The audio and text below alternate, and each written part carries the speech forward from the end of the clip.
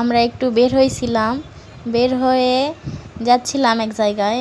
তো বাইপাস ব্রিজের উপর দিয়ে যাচ্ছিলাম।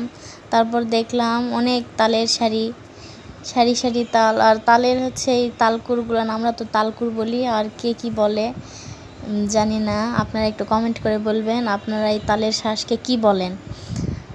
তো দেখছিলাম যে অনেকেই হচ্ছে এই তালের হচ্ছে বাধাগুলান পেরে খাচ্ছিল। তো আমি ভাবলাম যে আমি একটু ভিডিও করি।